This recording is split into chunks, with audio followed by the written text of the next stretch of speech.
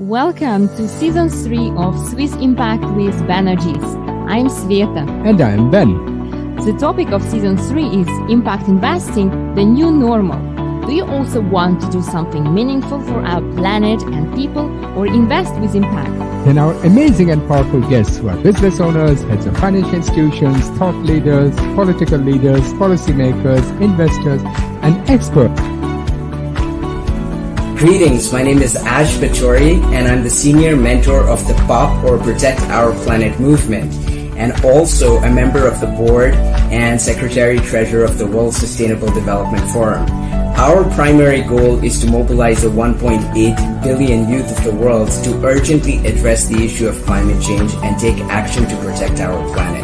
This will inspire you to get engaged. And in this season, we will challenge them even more to take actions towards sustainable development goals to enable paradigm shift in the financial sector and way of doing business. Watch and learn how can we, as humans, transform into eco-financial system which would serve all people and the environment. We aim for impact investment to become available to anyone, become truly mainstream. See you every Friday at 3 p.m. Central European Time at Swiss Impact with Banerjee. Act for your future. Good morning, afternoon, and evening to everyone, and to our viewers from Far East. Good night. Welcome back to week 6 of season 3, and our show is about impact investment. The theme of this season is impact investing, the new normal. Why is it important? We see that impact investing is one of the key triggers to redirect financial and human resources for achieving sustainable development goals defined by United Nations, so we can save our planet for the future generations. And today we will discuss the global agenda and see if Europe is on the track to achieve the SDGs. I'm curious to know that. We will also talk about the future of capitalism and how business and companies can catch up to the sustainable development. So as our guest is from Netherlands, Ben's homeland, and has political background, so today is basically Ben's show. Oh, thank you. And I will only make sure that the audience will understand what the two brilliant minds are discussing, and that we don't go too much into politics, please. Okay, we'll try not to. So before we continue, a quick reminder to you to subscribe to our YouTube channel and not to miss any future episodes, exciting one like today.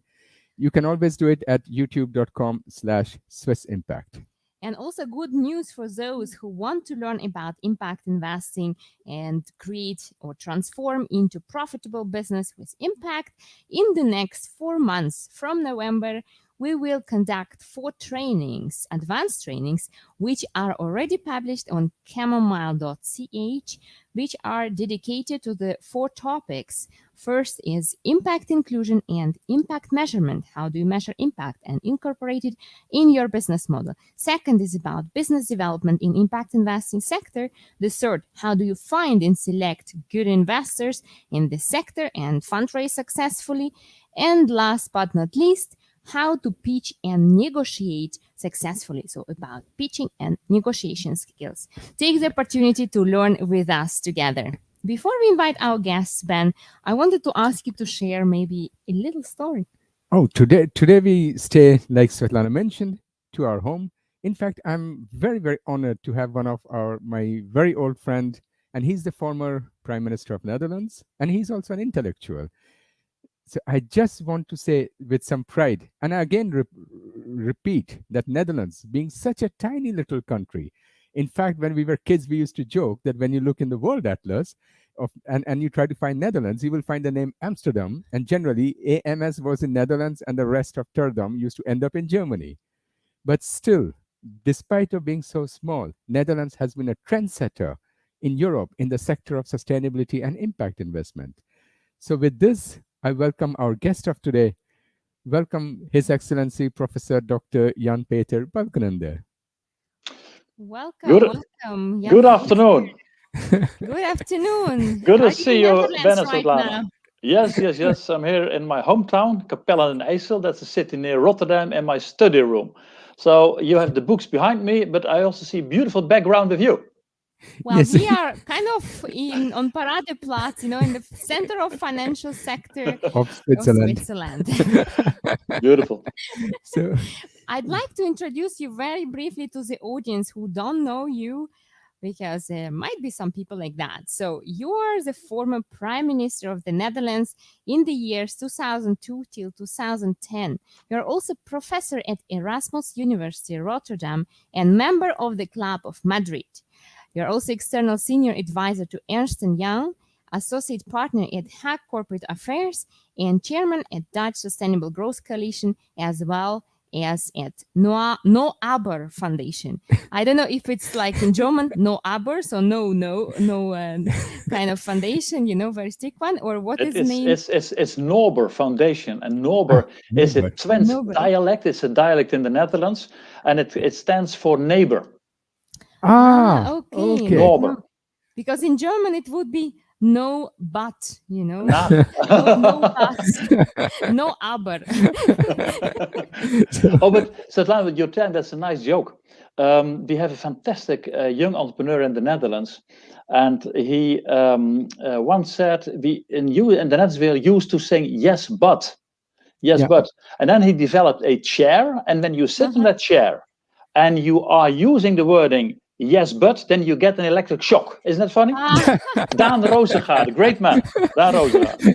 I love that. It's awesome. For impact investors, when one project pitched to them and then they said, yeah, you have a good project, but, then they could get electric shock. That would maybe Exactly. work, Exactly. to get more capital into impact investors. So before I wanted to start today, Jan Peter, I just wanted to ask a question, which is a bit different than our normal start.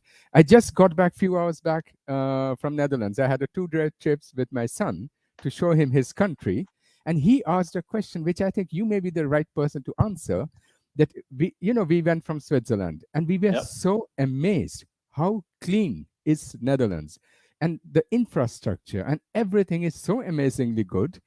But still, the prices are cheap, affordable, and people are extremely environmental conscious. So what do you personally think that even today, in the world of these turbulent days of globalization, competition, and everything, how come Netherlands is doing so well? Well, I think you can say that the Netherlands is a well-organized country. You can see it, and when you're flying above the Netherlands, you can see how everything has been arranged. I think we have a good infrastructure. The quality of roads are really okay. We invest in renovating houses. There are new building projects. That's all true. And we are aware of the fact that we have to take care for the environment. Maybe it has to do with our past. In 1953, we had a terrible water flood. More than 1,800 people died because of the water flood. I also lost family members. So we know that you have to act. You cannot wait. And maybe that's one of the reasons why we are convinced that we have to do the things in the right way, organize your society in the right way. It's a matter of good governance. So you can find it all. That does not mean that not everyone is happy with everything. Of course, people are always complaining. That's also part of Dutch society. And we complain about the Hague, we complain about the weather, but still everyone is happy with the country. That's true. Yeah, exactly. So, Jan Peter, please tell us a bit more about yourself, because I really gave a very brief introduction, and especially what I didn't say. What are your activities of the organization you represent today? Yeah, my life is in effect a bit threefold. When we talk about innovation, usually we use the wording triple helix. And triple helix means a cooperation between the government, the knowledge centers like universities and businesses. Well, in fact, that's also a bit my life. So I have a background in the academic world. I did my PhD thesis on government regulation and civil society organizations. I worked at the think tank of my political party. I've written a lot of reports. It was a great time. I became a member of parliament. I became prime minister. So academia, PhD, I became professor at a young age, politics. And after my time as prime minister, I had an upgrade in my life. Then I went to the business sector and I became partner. Then I became partner at EY, at Ernst & Young, and that was a fantastic role because the company said we want to focus more on corporate responsibility. How can you integrate sustainability into business models, for example? So then I went to that company, and when I worked at EY, then I had a meeting with Paul Polman. Of course, you know him, the former CEO of Unilever. And he said it's remarkable that so many companies are Dutch companies are high on the Dow Jones Sustainability Index. Why should we join forces? And that led to the initiative of the Dutch Sustainable Growth Coalition. Eight companies working on sustainability issues. So EY is one, DSCC is one. I'm also involved in societal initiatives. Now I stopped with responsibility for the major alliance, and we try to bring together the world of government, the civil society organizations, and businesses to do right things for society. The Noaber Foundation you mentioned with the difficult name, that is about health, innovation, and lifestyle. So that's the role. I started with Hague Corporate Affairs, and especially I'm involved in the office in Brussels, and that's about giving advice to companies about what's happening. What about transitions in society, energy transition, for example. So I give them advice. You mentioned also the Club de Madrid, World Leadership Alliance. That's an organization of former heads of government. And we are very active. We talk about the multilateral organizations. We talk about democracy, about freedom, about SDGs. So in fact, I have different roles, but in the common elements are always about geopolitical affairs, the future of Europe, sustainability, the SDGs, the circular economy. So I must say I'm happy with my life, and I discovered there's also a life after politics. That sounds amazing. Thanks. This is the most a great thing when people can do what they love, right? Then they become successful. Oh, Svetlana, you're so right. It's always about passion. It counts for everyone. If you can do your work or your activities with passion, that really helps. It counts for people in art or in sports or in the business sector or in academia. Passion is always key. So we wanted to start today with the global agenda. Finally, politics. Finally, this was a long introduction. Yeah. So we have the United Nations SDGs, which are covering, in my opinion, a lot of existential topics like the climate change, biodiversity, and also you also mentioned that it's also very deeply connected to inequality. Yeah. But this has clear deadlines, and individual countries have to plan them and implement them with strategies. So what is your opinion? Are we on track in Europe? Yeah, I think this is the key question, Ben. This is really very important. I'm a big defender of the SDGs because this is about quality of life. Leave no one behind. Fantastic goals about combating poverty, hunger, responsible consumption and production, a good life in cities, education. It's all in. That's really great. But the only thing is, are we able to reach the goals? And that's exactly your question. Are we on track? If you make an analysis of what's happening in the world, then you can see that Europe is a front runner. That's what you can see. But if you ask the questions, are we on track? Then the answer is no at the moment. We have too much more. And of course, it's not so easy. Before we had the SDGs, we had the Millennium Development Goals. You know them, but these were goals, they were meant for the developing countries. It was a 15-year program, and after 15 years, in the year 2015, people said we were able to reach 70 or 80% of those goals. So it has been a successful set of goals. Now the SDGs, that's not only for the developing countries, it's for the whole world. And it's all about the question, are we able to realize the goals in 2030? When we met Ben last year, before we had the corona difficulties, we met in Switzerland. And then, I attended a conference about the question, what about the implementation of the SDGs in the southern part of the world, parts of Asia, Africa, and South America? And then the question, we are not on track at the moment. And I think Europe is making progress, but still we have to much more to realize the goals. In Germany, you have the Bertelsmann Foundation, Bertelsmann Stiftung, and they are comparing countries and their performance regarding the SDGs. So you can see there is the awareness, we are making progress, but we have to do more. That's the reality at the moment. Thank you. Jan-Peter, I have another challenging question, at least for me, it is challenging. So as you know, that despite of Sir David Attenborough has been warning for more than 6 decades, or IPCC, Intergovernmental Panel on Climate Change, has been warning since nearly 3 decades. The multitude of treaties that have been signed is enormous. commitments made, but the impact on the ground level has been still very little, completely negligible, right? So in fact, the current exploitation of planetary resources and emissions of CO2 are just going on the normal speed or even rising, or Ben would say they're increasing, right? So we are hearing a lot of depression among young people and desperation among scientists at the speed the global leadership is working. So they are too slow, way too slow. Yeah. What do you, member of the global leadership, think is the cause of this disconnection between the urgency of the situation we are all in and the speed of decision making by leaders? What can we do about it?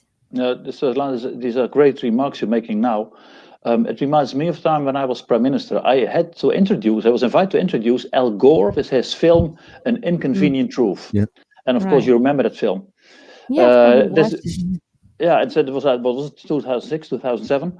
And that was in fact only about awareness. What is happening in the world? You can see the changes, and his messages, we cannot wait. I think since then, things have changed. The awareness really has increased. And today, more and more, we see the results. You can see the unpredictability in nature. You see the risk in nature everywhere. You can see that there are extremes in the weather. So I think the awareness has increased, and that's one. And the second point is, I think is also the conviction is getting more and more on the table. We cannot wait. We have to act. That's what you can see. And I think this is necessary. What you also can see, and especially what you said, the young generation is concerned because this is about their future. So it's a matter of now being honest. Where are we now? What have we promised? Your point. And how can we make progress? And I think that I attended the climate summit in Copenhagen in 2009. And you remember that was not a success. And how come? For example, President Obama and the Prime Minister of China, they both said, no binding international agreements. Europe was playing another role, but in any case, there was not a willingness to have international binding agreements. And it was the disappointment of Copenhagen. In 2015, in Paris, the situation was different. In any case, people agreed on the fact that we have to bring down the increase of temperature worldwide. So that was an advantage. Also, another one was that people said in Paris, every 5 years, countries have to report on the progress they're making and realizing the reduction of CO2 emissions. That helps. So I think things are changing, but if you are measuring, we are not there. Another thing is that people are also convinced that we are running out of time. We cannot wait. And therefore, suddenly you can see that countries are giving agreements, commitments to, let's say, we should be carbon neutral in 2050, like Australia, Japan, Korea, 2060, what China said. So America, President Trump left the Paris Agreement, but fortunately that has changed. So you can see that more and more the statements are okay. But, and that's your point, you can have the best statements, you can have the best declarations, but the question is, do we take the right actions on the one hand, and are we able to measure the progress we're making? So it depends really on actions and measurement. This is really key. So do we make this progress or not? Like if you say, if it was in 2015, right? Last year, countries were supposed to report on the progress of CO2 emissions reduction. Do you know any numbers maybe, or which country made the progress? I have many books behind me that I have to be very precise. If do that, but you can in any case see that you can see clear examples. Companies are really busy with the discussion around CO2 emissions. How can we reduce that? You can see that there is discussion about which type of energy do we use? How can we make progress in the energy transition? In fact, you can find those discussions everywhere. You also can see that schools, universities are taking up their responsibilities regarding these items. So worldwide, you can see the awareness has really increased, and there are also already concrete steps. But much more has to be done. That's the reality. Okay, thank you, Jan Peter. I think we change to the next big topic of today. What is the possible future of capitalism in Europe? And so you lead, please. So you know better than most people in the world that the present form of capitalism has been one of the main causes, global causes we are facing, whether it is climate change, inequality. So the present form has limited future. So what, in your opinion, is the possible future of capitalism, especially in Europe? Yeah, that's a great question. Svetlana, have you heard about the book written by Michel Albert? He was an insurance man, but also a thinker, and he wrote in 1991 the book Capitalism Against Capitalism, Capitalism contra Capitalism. Oh, That was a very interesting book. And what was the analysis of Michel Albert? He said, in fact, we have seen that the old struggle, the battle between two varieties of economic thinking has changed completely. Initially, you had the struggle, the battle between communism and capitalism. But after the end of communism in Europe, maybe in some parts of the world, the battle is over.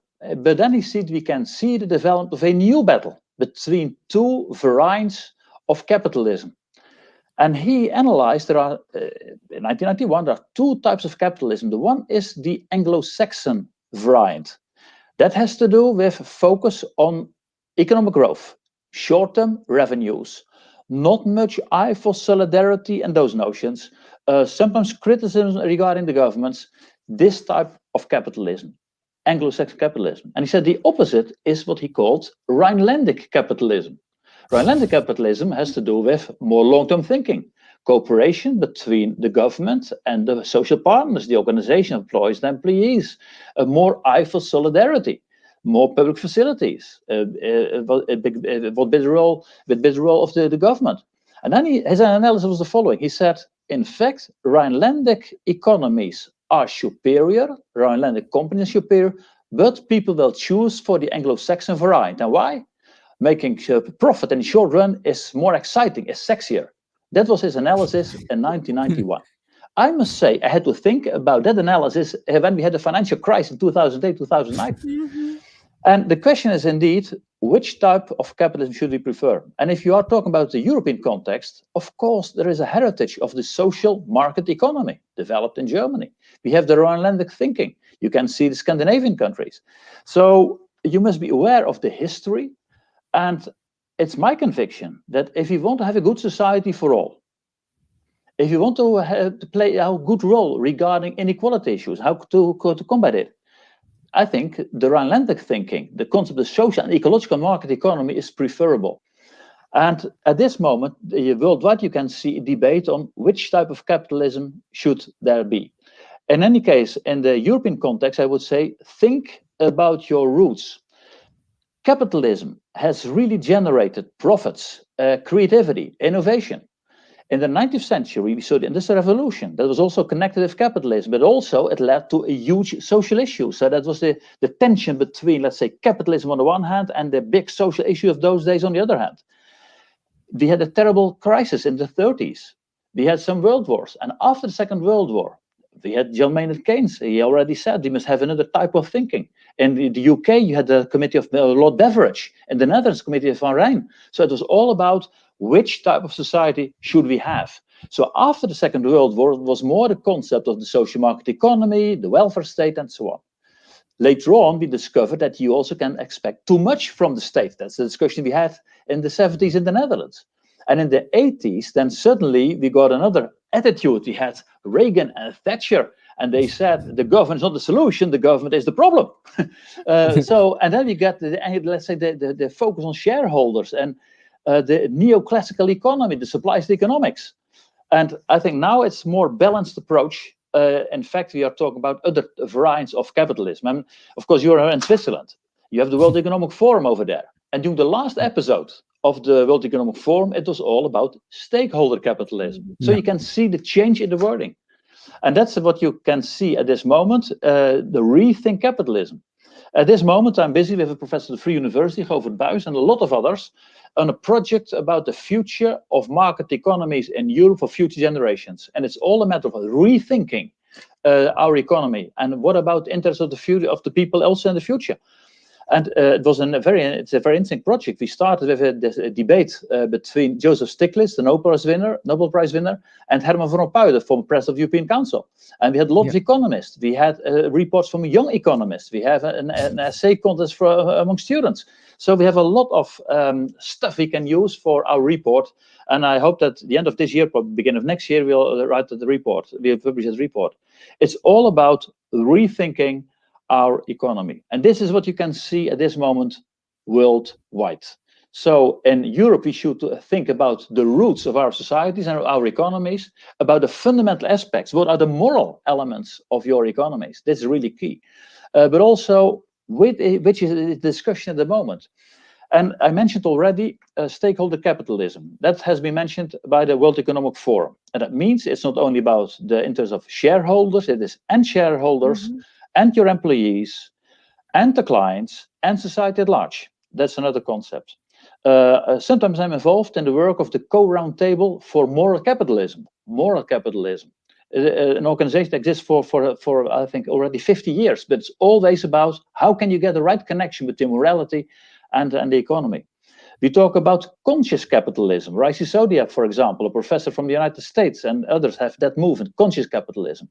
I listened to a professor from France. He wrote a report about responsible capitalism. We talk about inclusive capitalism. Also, the Vatican, the Pope, he's talking about this type of views on the economy.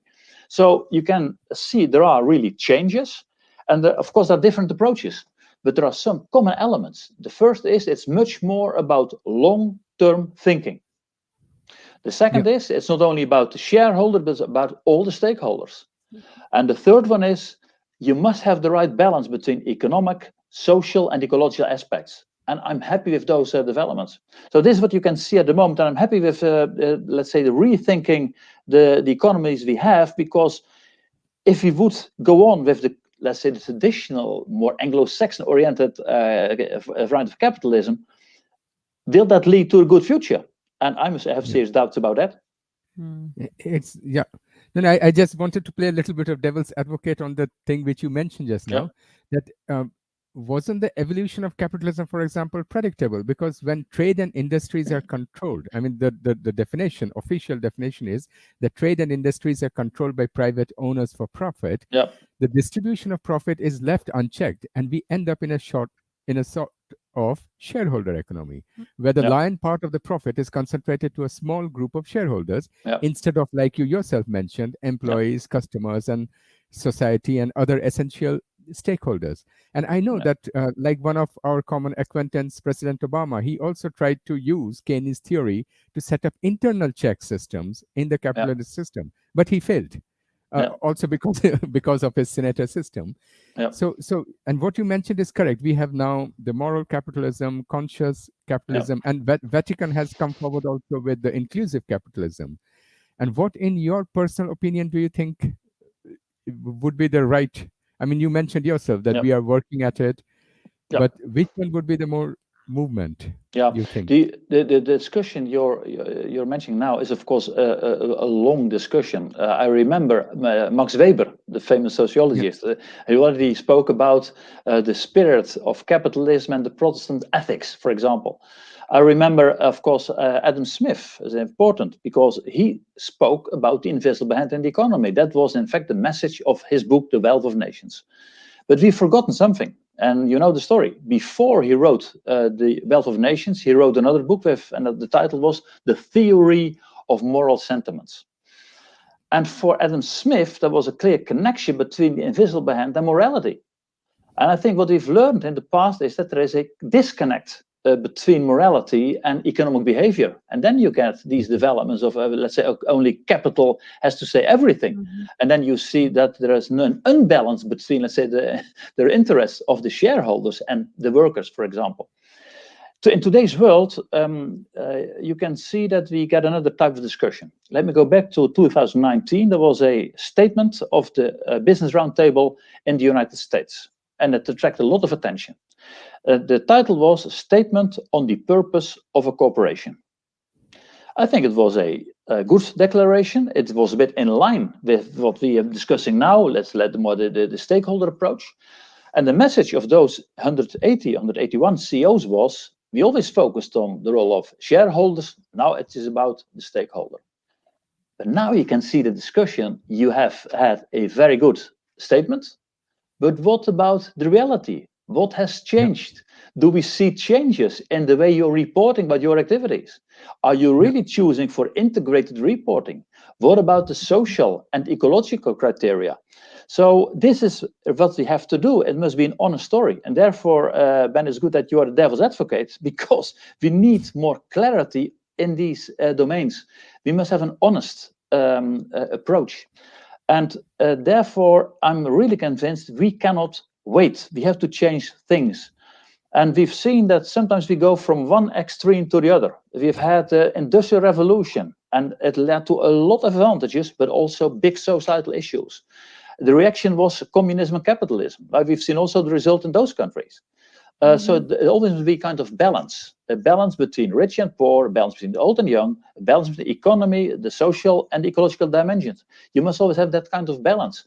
And therefore, we must be very critical regarding the question, what are we doing?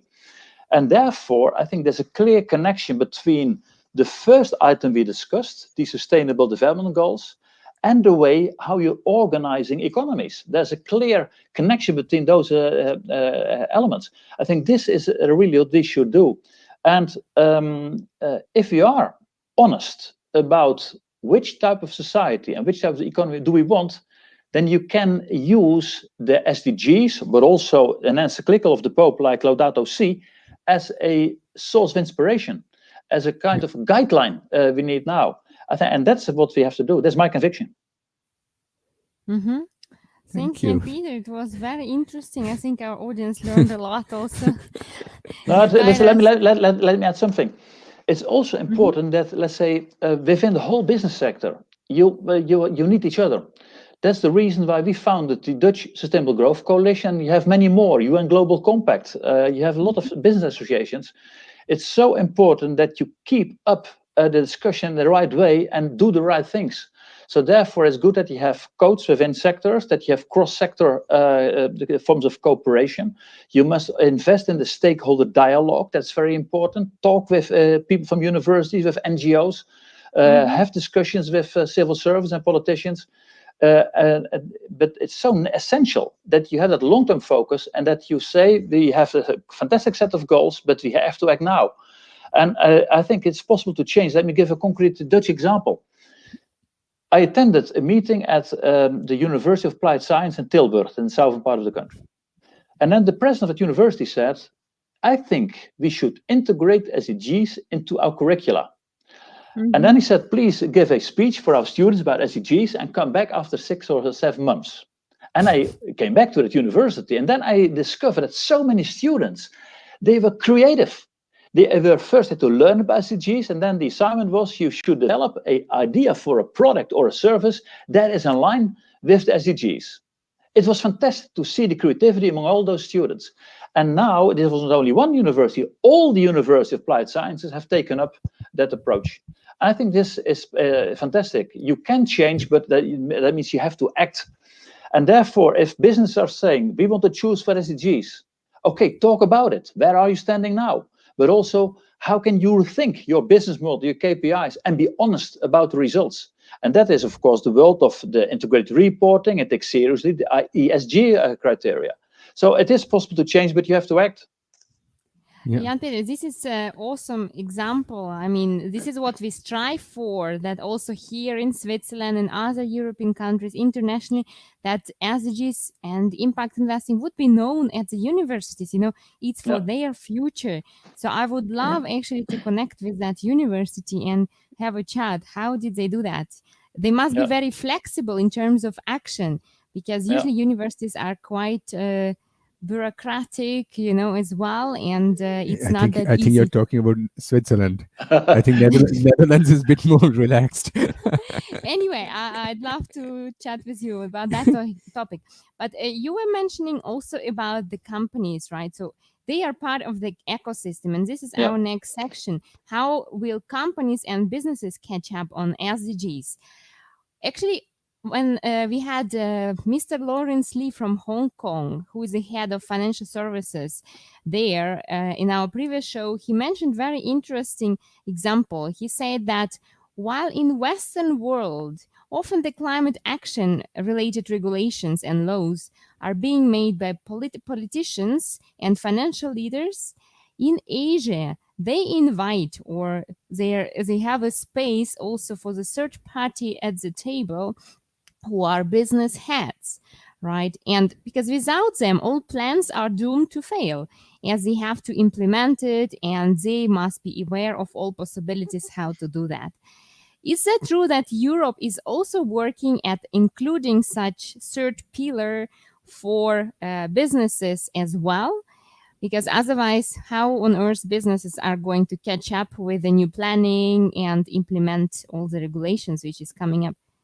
What do you think? Is it true?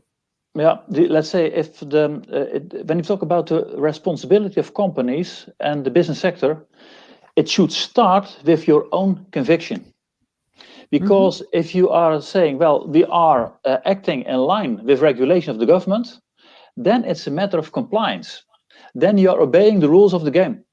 But if you talk about sustainable business practices, it should start with your own conviction. How can I contribute as a businessman or businesswoman to a better world? So it starts with reflecting. It's a matter of honesty. Where are we standing now? Can we be happy with our performance? Can we be happy with our results? And if you are honest, then you will say, no, we have to change things. That's one. The second point is, it's also about creativity. Let me give an example about Japan. This year, I already participated in 3 online sessions, and it was all about the circular economy. And they discovered that the Netherlands is active in this field. So they asked me, can you tell a bit about what has happened in the Netherlands? What about the government policy? What about businesses? And can we learn from each other? And it was a fantastic discussion we had. Also, the Minister of Environment, Mr. Koizumi, was active in discussion, the top leaders. And it had to do with the fact that also a country like Japan is thinking in terms of how can we do things in a better way. This has to do with ethical reasons, because you have to rethink the use of resources, but also it has to do with business-wise approaches, because if you're not choosing for sustainability, you will be the loser in the longer run. And I also noticed that in Singapore, already years and years ago, I was invited to come to Singapore to talk about SDGs and talk with a lot of business people, and you can see it's high on the agenda. So if you talk about how can we change things, it's a matter of you need the governments, of course. You need the knowledge centers, you need the NGOs, and you need the business sector. And the good thing of the SDGs is that, in fact, it combines everything. It has also with a kind of inclusive way of thinking. And let me refer to a book I like very much. And Ben, you know, I've mentioned that book many, many times. It's called Why Nations Fail. And it's written by 2 professors, one from Harvard and one from MIT, Atsumogo and Robinson. And this beautiful book is about 3,000 years world history on one question: under which conditions can countries be successful or not? And after their analysis, they said, in fact, there are 3 important components. One, you always must have innovation. If you think you're doing the right things, and when you do not innovate, you will can forget it in the longer run. The second criterion is you must have the rule of law. It has no use to make profit if you are working in a corrupt environment, for example. So you must have a good legal system, the rule of law.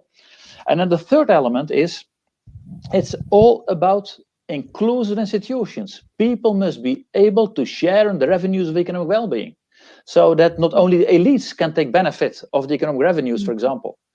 And I think these are very important lessons. And the question is, do you want to be in line with this type of approach or not? Are you in line with the SDGs, and are you willing to contribute to these higher goals? And I think this is the key element. And therefore, we also need countervailing powers. You must be critical. And therefore, I'm a big defender of the stakeholder approach. If a company says, yes, we want to be a sustainable company, invite others to talk about your results. Let me give an example. Unilever. They have a sustainability policy that's called Sustainable Living Plan. And every year they have an event, and they invite government officials, people, universities, NGOs, and other businesses to have a common reflection on the way they're performing. I think this is good. We have a company called DSM, in the annual report, you will also find a paragraph about what went wrong, where did we fail. I think then you are in control. So there are many of these examples that can be helpful to make progress. This is very good that they started to do something like that, because usually when you read impact reports, everything is so pink and fantastic. We created such a positive impact, right? So that's a good point, to be honest and to share what went wrong, right? Yeah, for every company, it's not so easy to say, oh well, yes, we are aligned with SDG number 5 or 7 or 8 or whatever. Yeah. That's of course that you can do that. But the key question is, what is really changing, and how are you performing? I think it's fun to realize that, it will strengthen your profile. I see a lot of companies that are performing in a fantastic way, and you can feel that people are proud. Let me give an example of a company Van Oort. It's a dredging company. They're creating artificial isles, and they notice that if you want to attract young people, they are asking, "What are you doing? How is your performance regarding the SDGs?" And I think it's interesting to see how young people are performing, and companies that can take benefit of the knowledge within their own organization. So it's all about creativity and innovation. Perfect. And as usual, I come always with the serious questions. So let's, for example, the financial regulations. It's still happening. That I was reading one of the reports, one of the newspapers in Holland a few weeks, or I think a couple of months back, that major Dutch pension funds are still investing in large multinationals like JBS, Minerva, which are largely responsible for the deforestation of Amazon. So what is your opinion on it? Can't this issue be resolved? I mean, is one way to resolve this issue is by combing through all the existing laws and regulations of the Dutch financial system? Or how can we protect it or promote it that even pension funds and the big financial institutions to watch out where they're investing? Yeah, this is a key question regarding the financial sector. You can see that within the financial sector, it's more about ESG, ecology, social, and governance. It's more about what are our priorities, and you can see a lot of critical debates about that. So at this moment, you already have if you invest, for example, in the weapon industry, you can forget it. Or when you are in cigarettes and cigars, you can forget it. So that's already clear. Then you have a kind of gray zone. So you can invest, let's say, in energy companies. And the question is, of course, are these companies willing also to be part of the process of transition? So, and then you get discussions, what shall we do? And that's the reason why we have a lively debate also among the pension funds about what are our strategies. You can see that a lot of things are changing in the financial industry. For example, the central banks are more and more active in the world of climate change, to give one example. And they also underline the fact that if you're not taking up your responsibility, it's a dangerous affair. And therefore, banks are confronted with criteria from the central banks. What are you doing? What's your performance regarding sustainability components? And that's good. So in the financial industry, you can see that this discussion is higher and higher on the agenda. It's also supported by, let's say, what's happening in societies, the criticism, the views of people, but also you can see more and more legal cases. We have had some important cases in the Netherlands, as you know, and also yesterday in France was also a legal case. So in many domains, you can see there are a lot of discussions. And if you are not able to give the right answers to these questions, then you will be confronted with difficulties. You can see that. Jan Peter, another question, because, money is always the key here, and we hear a lot that many resources, monetary resources, are allocated to climate-related projects, to SDGs action. Yep. And these are huge amounts, billions and trillions. On the other hand, we also, because we work also with projects and which have amazing technologies, innovation, but however, they are struggling to get the funds to get funded.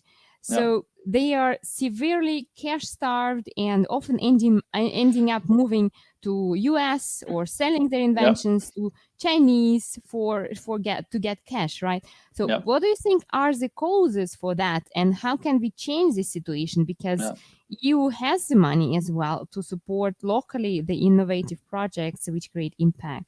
I mean, I also know about some from TU Delft. They are doing amazing innovative projects. but Yeah. they're all kind of dying at the childhood phase because of the cash Yeah. starvation. Yeah, the cash starvation. I think your questions are really key. Let me give a concrete example. In time when I was a member of the supervisory board of ING, I've done it for 4 years. A very interesting time. What you can see is that on the one hand, banks are talking about how can we contribute to a better world, to more sustainability? How can we talk with clients about the CO2 emission reduction? It's all there. So there's one reality. Also, banks are taking up their responsibility. But at the same moment, you can see that every quarter of the year, it's about business results. And then suddenly it's about profit. It's about cost-saving measures. It's about turnover and so on. So sometimes there seems to be a gap between the financial criteria, making money, especially also in the short run, and the bigger societal goals. And I think when we talk about the assessment of business results, this should change. If we're only focusing on making money in the short run without taking into account or not taking into account enough the sustainability components, then I think we're measuring not in the right way. Veke Siebesma, the CEO of the DSM company, he said many times, you never can be successful in a world that fails. And I agree with him. So what's the use of making profits in the short run when you can see that the air is polluted, when you have bad societal circumstances, when you have not the right approach towards your own employees? This, you cannot be happy with such a world. So therefore, I think the techniques of measurement business results should change, not only focusing on the short-term financial results, but also about the questions about what about long-term value creation? What does it mean for you? How are you performing? There must be a balance between ecological, economic, and social aspects. And if not, then we are not measuring in the right way. And I think people do understand this. And that's the reason why also in the academic world, people are saying we have to rethink our views. We have to rethink our methods and techniques. And you can change things. Let me give an example of the world of EY and the big four, the auditors. You also know Peter Bakker. He's a Dutchman. He was the former CEO of TNT, and now he's the president of the World Business Council for Sustainable Development. And once he gave an interview, and the title of the interview was "Accountants Will Save the World." Isn't that funny? So we thought, wow, that's a nice title. But in fact, it was not so much about accountants. It was about the following. If you say, we want to be a sustainable company, then the question is, what does it really mean? And what have you achieved? What were your KPIs? And then it's a matter of honesty. And if you have the power to let an external actor like an auditor check your societal performance, then it's an honest story. And I think if you talk about the issues of today, and if you say, yes, we're in line with SDGs, but it's only about cash, sorry, that's not the right way. And we must be very honest about it. And I think we have such a fantastic set of goals. And therefore, I think the SDGs can be a source of cooperation, of the willingness to work together, because you have a common ground to act. I'm wearing the pin, and Svetlana, you have the same. Ben, now I'm the devil's advocate. Why don't you have such a pin? I have it. I just forgot to put it on. I gave him that one, of course. but if you say we want to be in line with the SDGs, then suddenly you get another type of discussion. You can say, what is your business? What are you doing? What can we learn from each other? You must have a kind of common agenda, and also you must have common tools to measure the progress you're making. And I think this is what we should do in the world of today. Not waiting, but acting. And let's say if it's only a matter of having the nice story around SDGs, if you say, yes, we are in line with the SDGs, we do so much, but if you're not willing to report about the concrete results, then it's not the right story. And especially in the financial industry, because you're right, it's always about the financial elements. If the financial industry would take up its responsibility, then it's indeed about which type of investments should we realize. What about the business results? What about quarterly reporting? Not only about the financial results, but also about the societal elements. I think these things are really key. And I hope that we can make progress, and we cannot wait. And that's a bit my concern. If we would continue to act in a traditional way, we will not make progress enough. And therefore, it's so correct and good that we say, when we talk about SDGs, are we on track? This is in fact the key question, also for the financial sector. Jan Peter, but I think we are again here coming into consciousness shift or mindfulness also.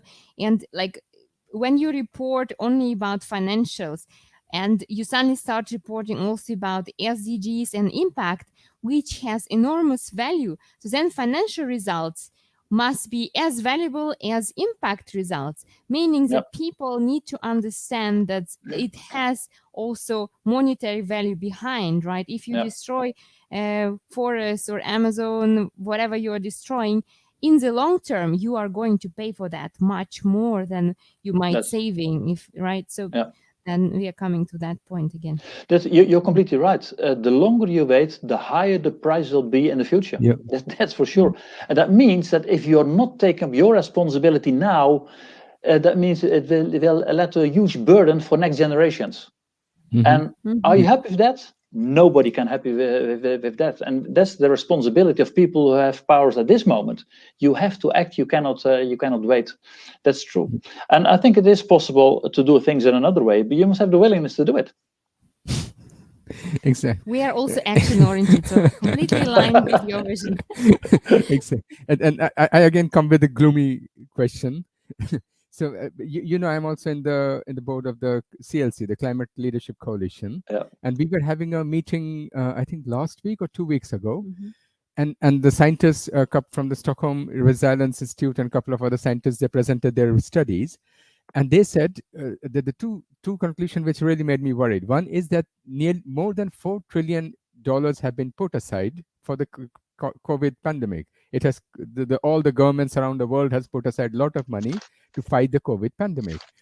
But there are two issues with that. Firstly, despite many governments, including the Europeans and Americans, everybody said that all the money or most of the money we are putting aside for COVID pandemic will go for green, the economic development, other environmental development, everything.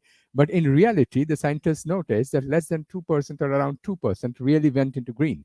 98% went in traditional. That's one point. And second point, they said that all the commitments and the promises were made that this money which we have put aside for the COVID pandemic will be used to create a new sustainable circular economy based and economy. But then in reality, it turns out that the governments are more focused on getting things back to where it was. So the question would be, does that mean that our leaders have learned nothing from this pandemic? Well, let me go back to a meeting I had last year with a lot of high-ranked civil servants from the Netherlands. And then I was there in my capacity as president, as chairman of the Dutch Sustainable Growth Coalition. And then we discussed the issue. You can see now the COVID-19 crisis. We also have to stimulate the economy. What can we do about it? And then the message, and that we have written that down in the Green Recovery Business Statement. We delivered that statement last year. And the message was, if you are stimulating the economy, lay a connection with the Green Deal. If you want to stimulate the economy, lay a connection with the Paris Agreement or the circular economy. Because if you're spending money now, then you have a chance. But if you are using this time only to stimulate the economy in the old-fashioned way and not taking up responsibility for the new realities and the new world, then you are missing opportunities. That's in fact the element. And therefore your remark is really important, that if you take seriously the Paris Agreement on climate change, if you take seriously the SDGs, you also must rethink the process of stimulating the economy. And therefore, also heads of government, civil servants have a big responsibility. It is possible to change things now. So you make a critical comment. That's correct. But I recently had a meeting with people in Greece, an online meeting, of course. We cannot travel. But then I learned a lot about their intention, what they are gonna do. So you can see there are changes at the moment, and maybe that's the advantage of the SDGs. You have a common nominator at the moment, just to say, what are you doing? What are you performing? But also we must be very critical regarding money spent on the economy, because if we have not learned the lessons from the past, if we not take the right responsibilities for today and tomorrow, then we get difficulties, and we cannot do that towards the young generations. Yeah. I think the time is running out. Brilliant minds. So it was such a fantastic show, but we still have one thing to ask you, Jan-Peter. Please share any call to action for our global audience. What would you like to say? Well, what's key is for everyone is think about your own responsibility. How can I, in my capacity as business leader or whatever, how can I contribute to the new realities? What I'm doing now, and am I happy with it, or should I rethink my own responsibility? There it starts. And it is possible to change the world. I listened to a professor from INSEAD quite recently in the Netherlands, and then he said, if you talk about the economy, you see the changes. It's from output to outcome. Output has to do with the figures, the growth figures and so on, but outcome has to do with societal results. He said, we are now always focusing on minimum means, less lower cost, less investments. No, it should be minimum harm. And then he said, it's always about competence, but it should be more about character, care, commitment, as he said. And I think it's important to rethink your own responsibility, and it counts for government leaders. And Ben, you're so right. If you are spending money on the economy to stimulate the economy, and you do the things not in the right way, then you fail as a politician. If you are active in the academic world and you teach the things in the old-fashioned way, and you are not taking new responsibilities and not integrating new views on and educational programs and research programs, then you fail. If a business leader is just sticking to the old reality, then you fail. And we must have a world in which we will not fail. I mentioned the book Why Nations Fail. I think it's our obligation to take care for a situation that we are contributing to a better world in which no one should be left behind. Thank you. Amazing, fantastic. It's always Love an that. honor talking to you. And I, 20 years further down the drain, I had told you earlier also, I was in the wrong party. I think now I would have been in your party. I would have voted for you. Don't repeat that, Ben. Please don't quote me. I will do that. Thank you. Thank you very much. Thank you for joining us today, Jan-Peter. Thanks a lot. It was an honor to be with you, and I also want to thank you because you are really analyzing, describing what's happening in the world. You give room for reflection, and I think this is really neat. So also you are contributing to a better world. Thanks for that. Thank you very much. Bye-bye. Well, dear viewers, with this, our show for today, the 6th episode of season 3 ends. If you like it, please subscribe on our YouTube channel. And next week we have again an amazing show. Yeah, exactly, because we will have one of the impact funds from Liechtenstein who are implementing and investing in impactful businesses and projects, which we discuss or talk about in our programs. And to all SMEs, join our next courses. As I said, next 4 months, it's just about learning, implementing, and action. Thanks for watching us today. Act for your future. Bye-bye. Bye-bye. Welcome to Season 3 of Swiss Impact with Banerjis. I'm Sveta. And I'm Ben. The topic of Season 3 is Impact Investing, the new normal. Do you also want to do something meaningful for our planet and people, or invest with impact? Then our amazing and powerful guests who are business owners, heads of financial institutions, thought leaders, political leaders, policymakers, investors, and experts. Greetings, my name is Ash Bachori, and I'm the senior mentor of the POP or Protect Our Planet movement, and also a member of the board and secretary-treasurer of the World Sustainable Development Forum. Our primary goal is to mobilize the 1.8 billion youth of the world to urgently address the issue of climate change and take action to protect our planet. This will inspire you to get engaged. And in this season, we will challenge them even more to take actions towards sustainable development goals to enable a paradigm shift in the financial sector and way of doing business. Watch and learn how can we, as humans, transform into eco-financial system which would serve all people and the environment. We aim for impact investment to become available to anyone, become truly mainstream. See you every Friday at 3 p.m. Central European Time at Swiss Impact with Banerjee. Act for your future.